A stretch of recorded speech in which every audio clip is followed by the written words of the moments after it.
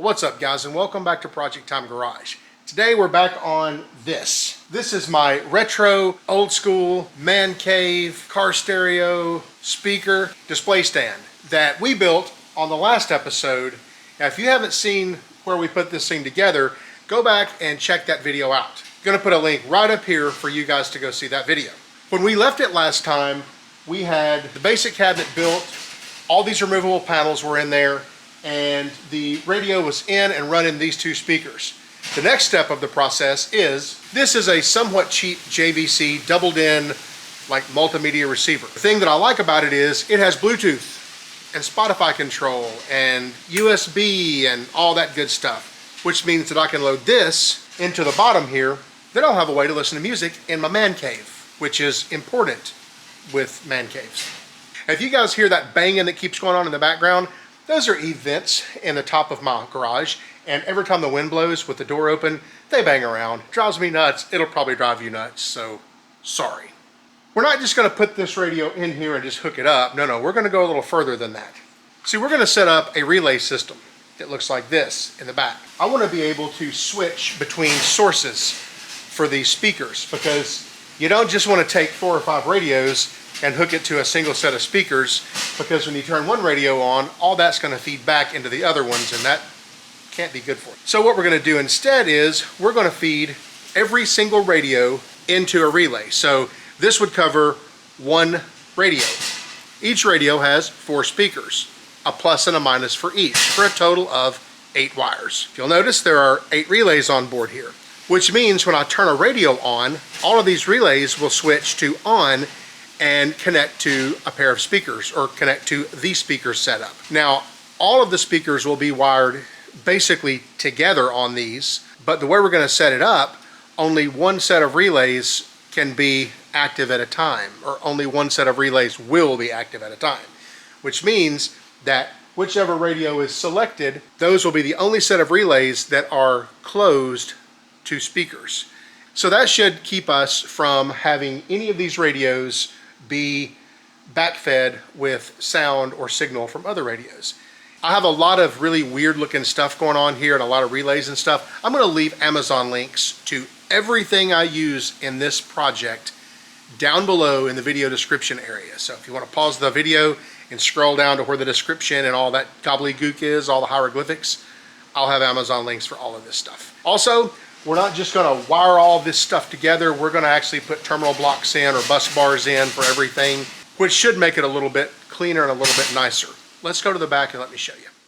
All right, on the back side, we're going to take this power supply that we used the last time, and I think we're just going to mount it up toward the top and kind of out of the way, because once we hook our initial power up and our bus blocks up, we're not going to need to access that anymore for anything. It should just live there comfortably. These bus bars, we have one for positive and one for negative, and I think we'll just mount those maybe up here, and that'll keep them out of our way.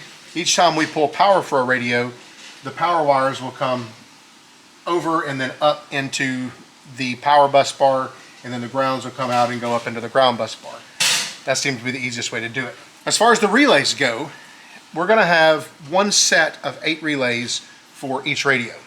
So the easiest thing to do probably is just mount a set of relays behind each one of these radio DIN openings, and so we can just kind of run them all the way down and get to them easily. They have these little flat blade tips, and you put the wires in on this end. They're not going to be switching any power.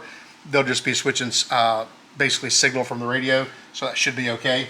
Also, I put this FM antenna up there, and I guess I'm okay with it, but I mean, I've got to have FM antenna, although I don't know what I'm going to do about having one antenna and several different radios that could use antenna. I really need to find a like one-to-many FM antenna splitter thing, which they probably don't make, which means I'll probably end up making one myself. But that's a problem for future Project Time Garage Dude. The first thing I'm going to do is I'm going to work on getting the power supply mounted permanently. It has these small holes on it. These are M4, I think 125 thread. What we're going to do is we're going to take this piece of strap and We're going to put it in right there. We'll cut it, and we'll take this and we'll bend it down to form a basically a mounting tab. That's the way we'll do that. We'll use 10 snips for the job, even though that is completely the wrong tool for the job. It'll get it done.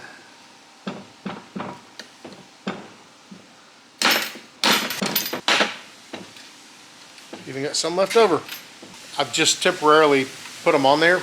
We'll just take our marker and we'll make a mark roughly. Doesn't work. It's not good. We'll just take our marker and we'll make a mark. It's not good. Still doesn't work. We'll just take our marker and we'll just put a line roughly where we want these to break. Since my garage was equipped with a metal brake, we'll just clamp them all in the vise.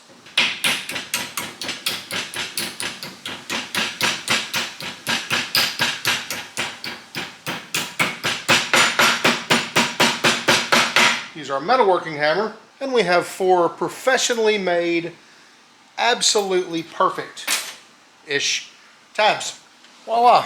Mounting tabs for our ultra cheap 30 amp power supply. Now with all our wires on it, it's just a matter of mounting it to the ceiling of the enclosure. To mount it, we're just going to use 3/4 inch Tex screws. And for our bus bars, I'm just going to mount those right here. For that, we'll use sheetrock screws. Okay, that's got our bus bars mounted. For the power, I think I'm going to make these just as short as I can and just move it up here, put a ring terminal on it, and put it right on that. And then for the ground, I'll have to find a way to keep this up, but move it over here, hook it to that one.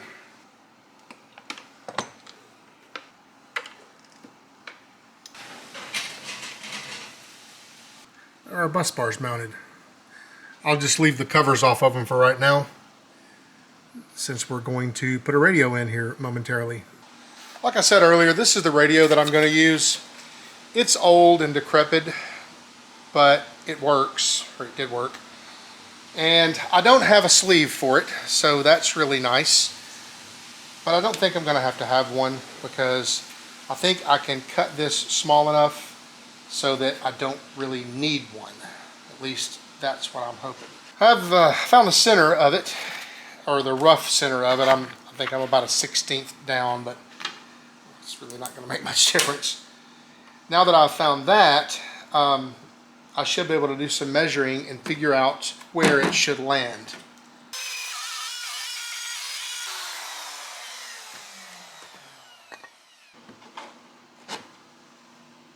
And between me and you, don't tell anybody, but I'm not keeping that color scheme. The more I look at it, the more I don't dig it. I think it's got to be something else. Maybe a light gray or something like that.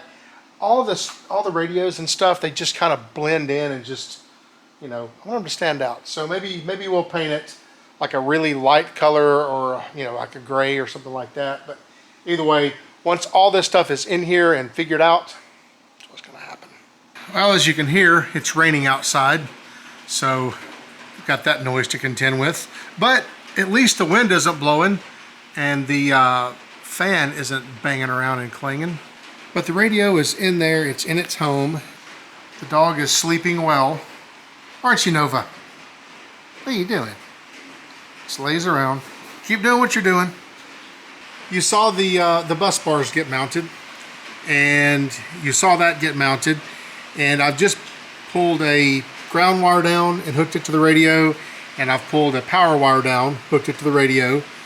Both of those are on their own portion of the bus, and it just temporarily stuck these speakers to it real quick just to mess around. Because honestly, I really don't remember a whole lot about this radio. It was in my Starion, which is the car covered up over there when I bought it. So that works. Now, speakers, 6x9s. That's the next thing that I want to work with. And here's the thing on the 6x9s. I have a set of Boston Acoustics a vintage set of Boston Acoustics components. It's the 793 series. So it's got two 6x9s, two 4.5s, and two tweeters with the crossovers. These things are new in the box, NOS, and they're from, I don't know, sometime in the mid to late 90s. But they've never been installed, they've never been used, but the foam surrounds on the 6x9s has deteriorated to the point where if you touch it, it just falls through. So I bought a refoam kit, and I have all that sitting around. I don't know that I want to get into refoaming speakers on this particular video because I've never done it before, and honestly I'm going to suck at it. So I think I may save the Boston components for maybe another time. I don't know. We'll see how the time runs in this video. I've got a lot to cover here, getting all the relays hooked up and all the radios cut and put in and all that stuff. It's going to take a while. Meanwhile, I have a pretty nice set of Infinity reference 6x9s that I'm going to go ahead and stick in those holes so I can put the 6x9 Infinities in there, get some listen enjoyment out of it, and when I have a chance, I can sit down and refoam those Bostons and take my time, because it's a really, really nice set of vintage speakers, and the Bostons just need to be in here. Heck, I'm going to put a Boston Acoustics logo up there because I intend to have some Boston in there. Let's get a pair of 6x9s and let's set them up and let's whiz some holes for them and get those hooked to the radio too. These are the Infinities that I'm talking about. I have probably 6 or 7 sets of these speakers, pairs of these speakers in various things that I have, and this is a pair that I bought for something and ended up not using them, and rather than sending them back, I just chucked them in my storage along with my other audio junk and figured at some point I would have a need for them. Well, that's today. These sound really, really good. I've bought and sold a lot of speakers, and typically I'm not amplifying my stuff. Typically they're running off, you know, just the head unit. So these do really, really well being driven just on the head unit. Have no idea how they are amplified, but I'll put an Amazon link down for these. But like I said, man, they're just hard to beat, I think. Lucky for me, the back of the box comes with this handy template, and I'm going to draw it on the back because I would rather it be in the back. Okay. Router time.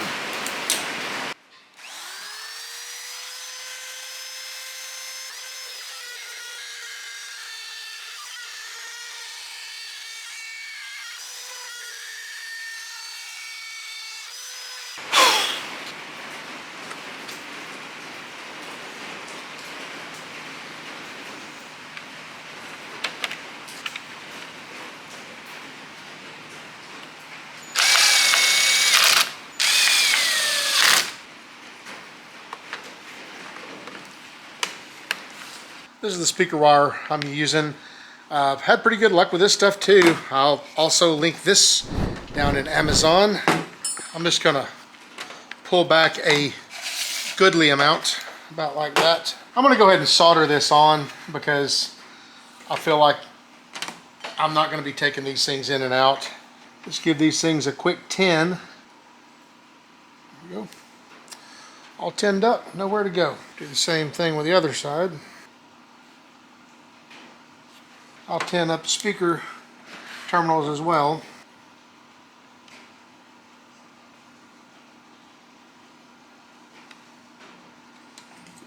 There you go. For the positive, I'll use blue. I'm sure I'll promptly forget that in about an hour.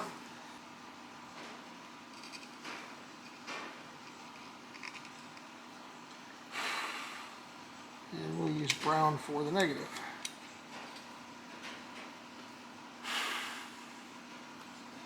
Alright, there's that one. I'm going to end up wanting to put a baffle between these two, aren't I? Probably. Nice. Now we just got to hook them up. I went ahead, I put quick terminals or spade terminals on everything here, so everything can be easily unhooked and rehooked. So we're looking for purple. I'm going to hook up what will be the right rear. That'd be the purple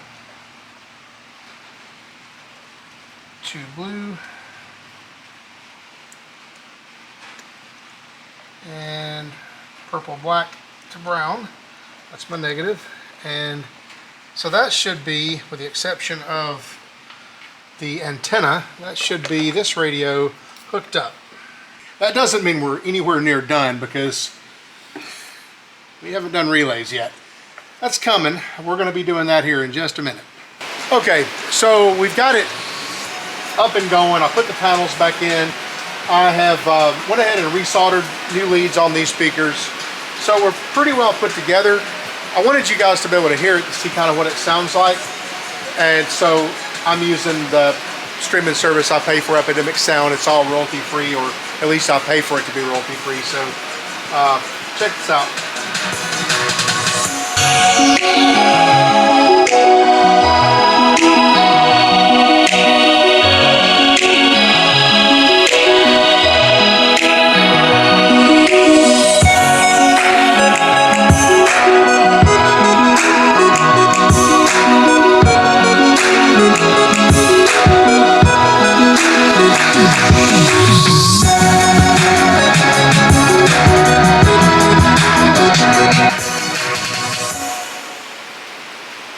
Not bad for two 6x9s and two ancient Alpines with a semi-cheap head unit that came in something I already bought. So I want to get the next two radios in here that I want in here. I've got an Alpine CVA-1000, which is just the coolest old school Alpine probably ever made, depending on who you ask, of course.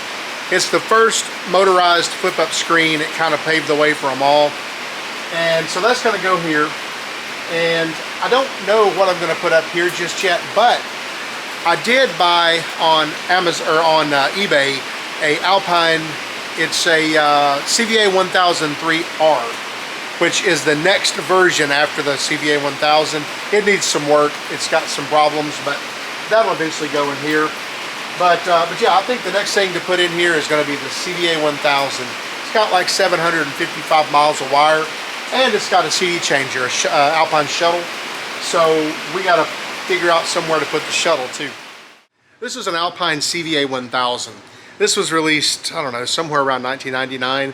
I don't find very much information online about it. This thing consists of the head unit, a separate brain box or control unit, and roughly that much cable. Yeah, I know. Tight quarters in that box to slam all this stuff in there, but it's going to happen. The Blue Dodge truck that I did a video series on here a while back, I'll put that link up here.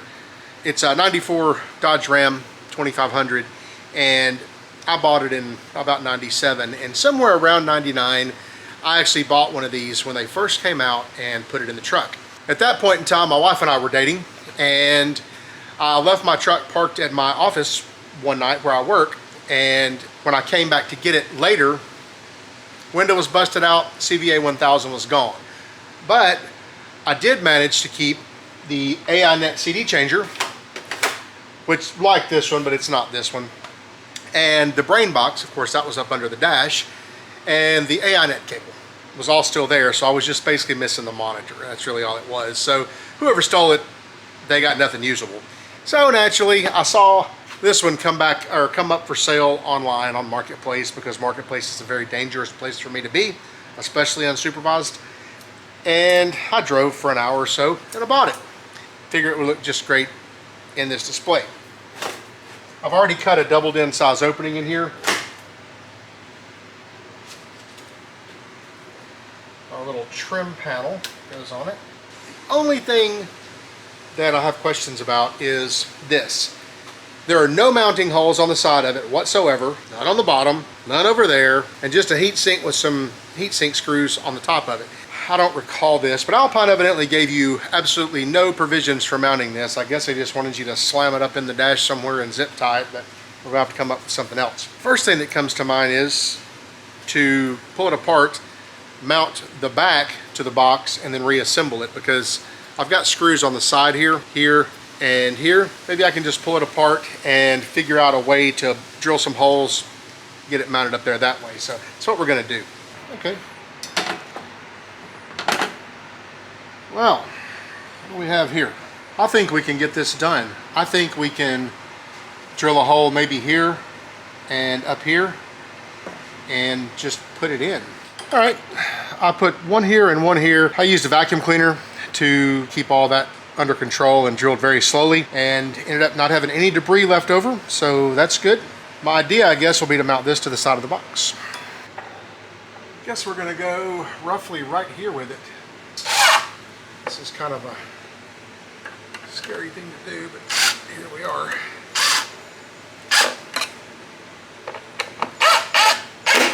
As usual, the correct screw is a sheetrock screw for everything. That's how we'll have that mounted. I wish it could go right behind the CD changer, but it's not going to, because there's wires that plug into the side here, and that's not going to happen. But one thing we need to do is get all these wires cleaned up and figure out how we're going to plug them in, what's going where and why. This goes to the display, and this goes up for power. They did a really good job taping this harness up and making it easier to deal with, but I think I'm going to untape it so I can bend everything around and make it look like it is a little bit more at home here, possibly. We also have an AI net cable that goes from here down to here for the changer. Luckily, I've got one that's like 47 feet long, so that should be perfect. And I guess we'll just pull this back down the harness with everything else. Definitely what we're going to do though is have a retainer strap to hold some of this stuff up.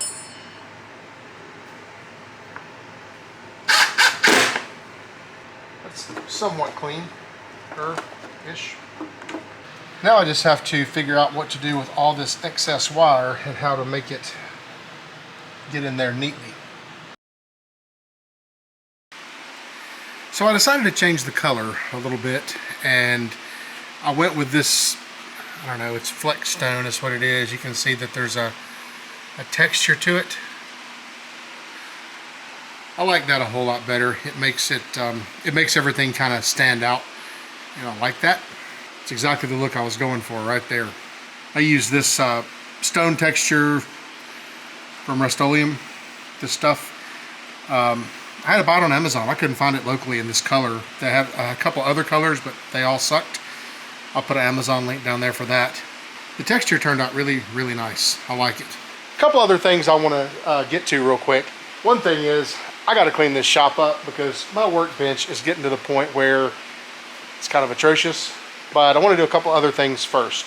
I'd like to go ahead and replace these speakers. Remember I said I had these just left over from another project, but I had some Boston Acoustics that I wanted to put in there. This is a new old stock set of speakers. These had never been used. Now when I bought them, I knew that on the 6x9s, the foam surrounds had deteriorated to the point where if you just touched it, it would just fall through the speaker. So got online and ordered from, I think from Springfield Speaker, ordered a refoam kit. So I did that. I didn't record it because honestly, it took me a long time because it's not something I do, not something I've ever done, as a matter of fact. So I didn't want to, I didn't want to give anybody bad information, but honestly it went great and it was pretty easy. So I recommend that if you have a set that have foam issues, just buy the surround or buy the foams. They're cheap. Let's unbox these. Let's show you what we're working with.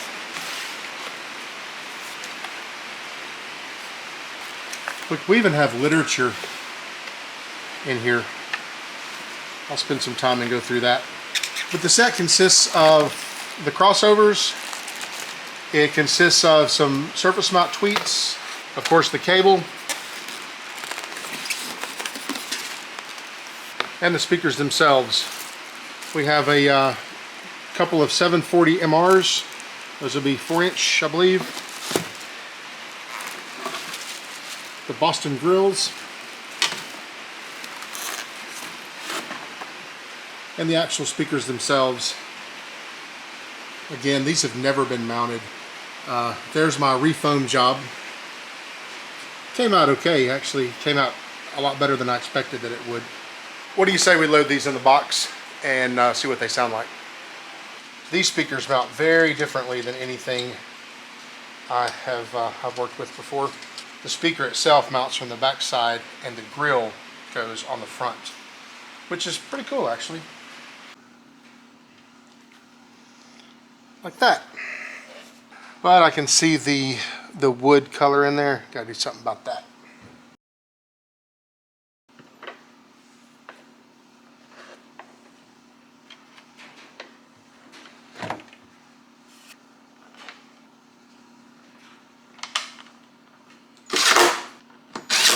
Looks like these need to be refoamed too.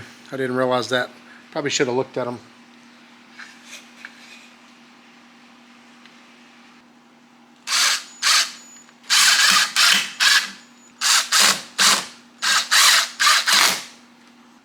Mounted my crossover back there in the back. I've just got the wires pulled out here. We'll hook up the panel and then put it back in there.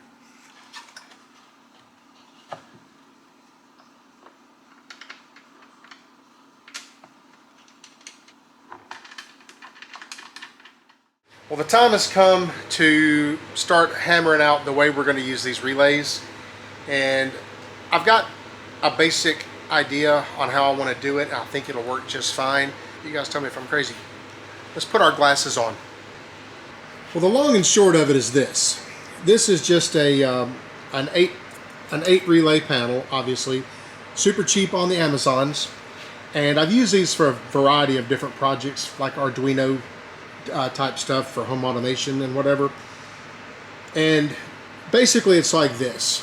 The first two screw tabs here is power and ground. So we basically power up the board, and then at that point we see this N1, N2, N3, 4, 5, 6, 7, and 8.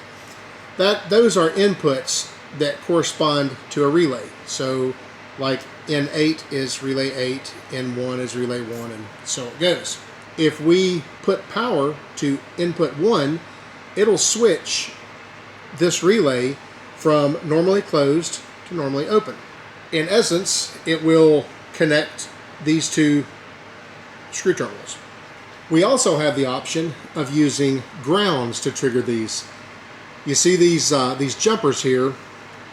Each jumper, we have one for each relay, so 4 here and 4 here for a total of 8 relays.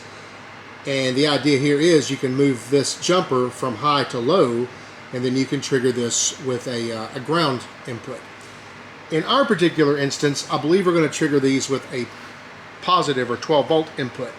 And I think we're going to trigger that input from the radio's amp turn on lead or remote turn on lead. That's what I'm thinking. My thought is that we'll take each positive and negative speaker lead. So I'll have, like, I don't know, front left positive and negative, front right positive and negative, rear left positive and negative, rear right positive and negative, and I'll feed them into the common sides of these relays, right? So if none of the relays are energized, then the connection is made between the speaker input on common and the normally closed side. And I don't intend to hook anything up to the normally closed side. So in essence, it should be like having the speakers not hooked, or it's basically like having the speaker wires not hooked to anything. And I'm thinking that when I turn the radio on and push the power button to select my relay, that it will energize these relays and close them. And my output speakers I'll put on the normally open sides. When I turn the radio on and apply power, it'll switch the speakers on. Now, the only fiddly thing about this is going to be that I need basically all of the speakers in the whole cabinet hooked to every relay, right? So there's going to be a little bit of thought process in it, because I'm not going to have any fail safes. It would be possible to select multiple radios, and then multiple sets of speakers would be connected at the same time, and I don't want that.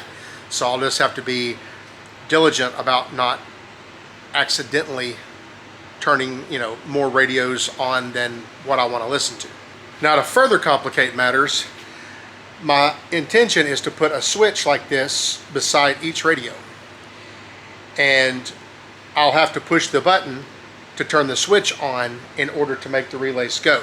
So I think it'll go like this. I'll put my power from the radio, the output of the remote turn-on lead from the radio coming into the switch. So until I turn the radio on, the switch doesn't even have any power to switch in the first place. And I'll take the output of that and I'll run it to the relay trigger. So I must turn the radio on and push the button in order to select a relay bank.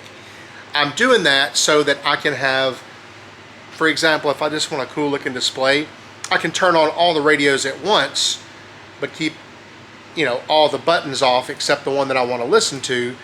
And, you know, you can see all the pretty and only listen to the one you intend to listen to. Wiring is going to get to be kind of a headache back there, I have a feeling, but we're going to persevere. First thing we'll do is some pre-wiring on this relay. And by pre-wiring, I'm going to take the inputs and I'm going to jump every input together so that when I apply power to, for example, input 1, it switches every relay. So, because every relay is the whole radio. So I want to be able to hit the button and have them go and make connection. Turn the button off, they all turn off. To make the connections on the back of this, rather than looping a bunch of wire and having to twist a bunch of stuff together and have a lot of stuff exposed, I'm going to take this magnet wire kit here. If you've not seen this, this is pretty good stuff for like electronic trace repair and things like that. But I'm going to take that and I'm going to basically solder it directly across all of these connections.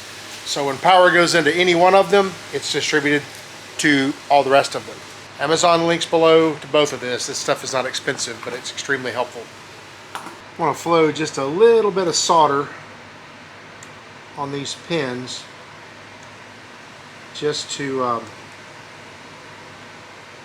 help this hold a little bit better.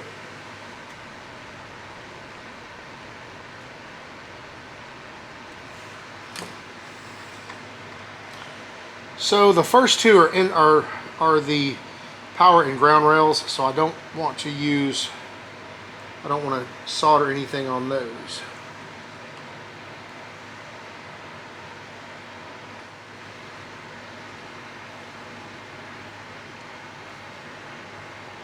All right, there we are. That is all of them together. So now when I put power to one, I should have power all the way across all of them. And yes, this magnet wire is some pretty thin stuff, but you got to consider this. Just a signal to turn the relays on, we're talking just milliamps to get it done. So it'll carry that load just fine. I've got all my relay boards done with the bridge across the back of all these. At this point, I'm going to make sure that the connection is made on all these pins. The way I'm going to do that is with a multimeter set to continuity. If you have a multimeter, sometimes it'll have a symbol like that indicating a beep in continuity, which means you cross the leads or short the leads and you get a beep. So the idea here is to hear a beep on all these pins.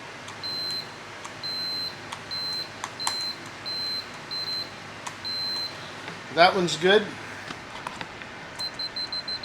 That one's good. Bad. Good. Bad. Good. All right, so that one's got a few of them that are not good.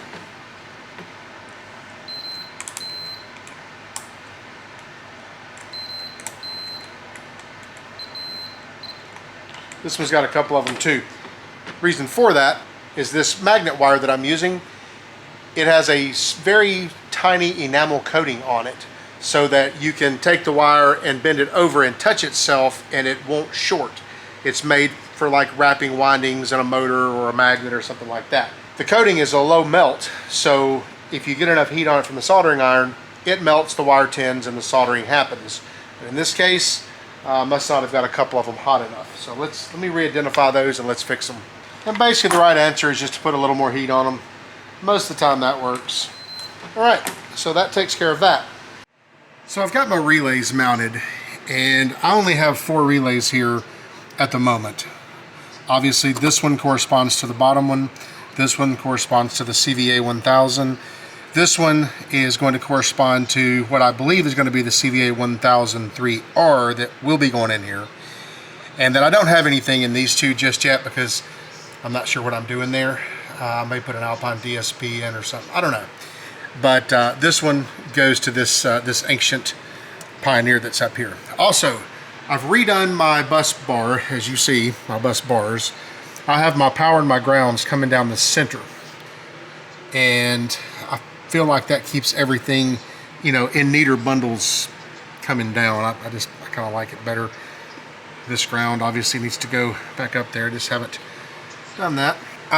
On the relays, let's talk about those a second. As it stands, this wire here comes from this left front speakers in the box, which would be the two Bostons and the Alpine here in this cabinet. So basically the way this is working, they come out and they go, I have positive, negative into a relay, and I've just jumped that up to positive, negative on this relay, and I've just kept stepping my way up all the way to the top. This is connected to the normally open side of the relay. So as it stands right now, these wires aren't connected to anything at all. They're just basically like they're unhooked.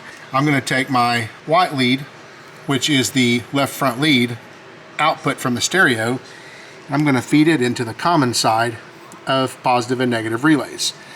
So at that point, when I turn the radio on, we'll be feeding signal into the relay, but since the relay is not connected, the sound won't go anywhere.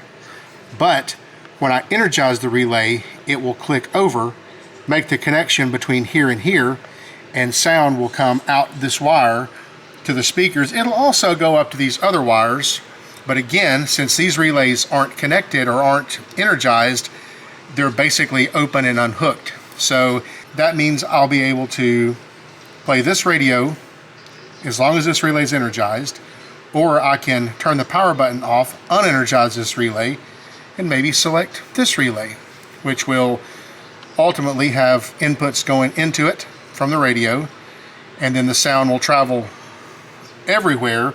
But again, the relays aren't made, so it won't have any output except for here. I'll come back to you in a second when some more of this is wired up. So our relays are basically wired up here, at least for the speaker output side. I don't have any of my radio inputs going into them yet. But at this point, everything is wired together all the way down, and we're hooked into the appropriate speakers now. So I don't anticipate these ever really moving. That's why they're kind of locked down.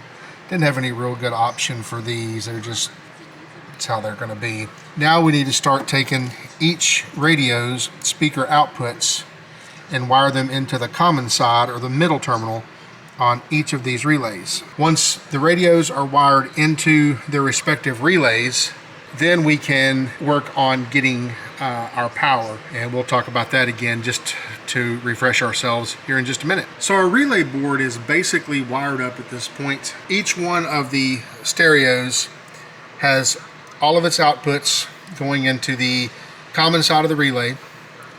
Basically, I have that JVC, I have the CVA-1000, and I have the old Pioneer. Of course, it only has two speakers, but that's what's going on there. Yeah, I know the wiring looks like a mess, but rest assured, it only looks that way because it's a mess. I've also came off of the positive rail, the 12-volt rail, and I have chained each one of these relays, the positive side, or the positive feed in, and I've done the same with the ground. The green wire that goes all the way up here, and that goes over to the ground wire. So whenever I plug the system up, all the relays will become ready. But you don't hear any sound right now. All of the radios are on and tuned to something and playing. And for example, this is a trigger wire. This is what one of our buttons would be hooked to, and but that's just what you would want me to do. I have sound. Have Michaela asking for me. Buckle up, Sarah. I'll let go, and there's no sound. To further illustrate how this should work, I can take 12 volts and strap, for example, this radio.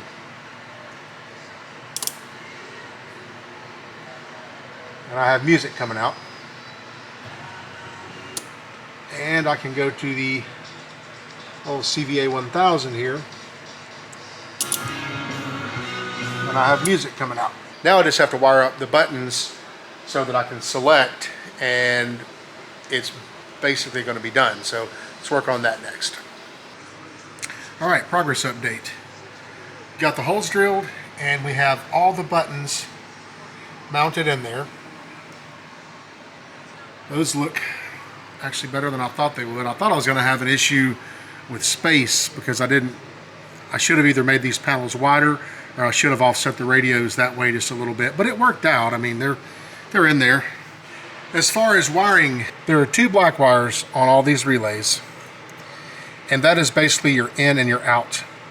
So whatever you put in this wire, when you push the button, will fall out of this wire. That's how these work. So that is represented here as our in and our out. We have 2 red leads on the top and bottom,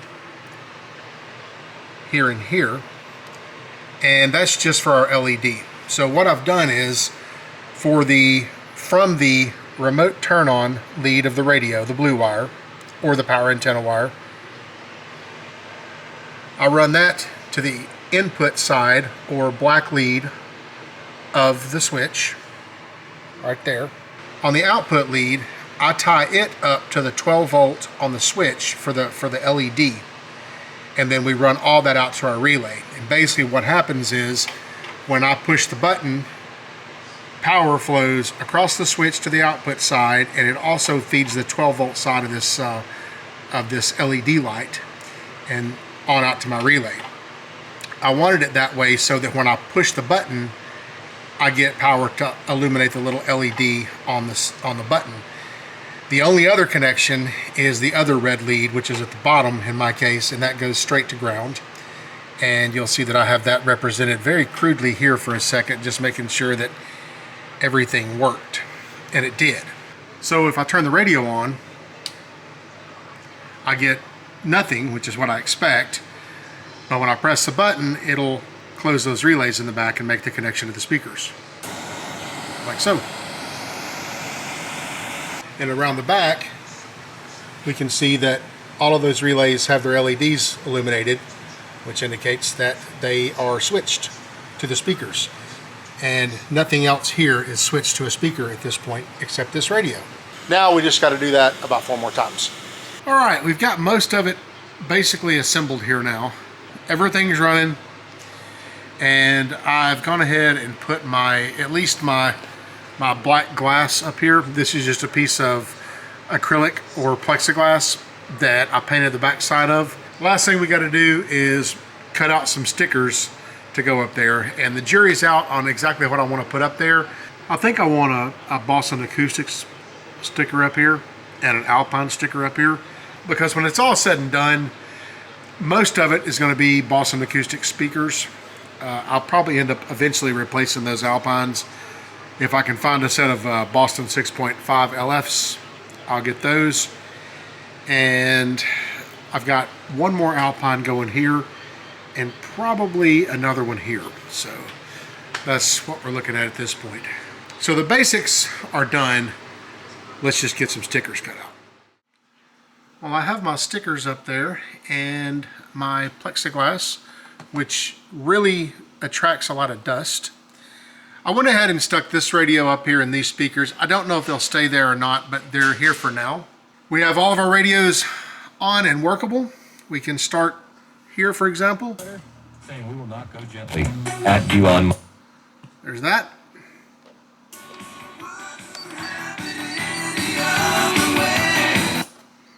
A little bit of ZZ Top there, and we have this one.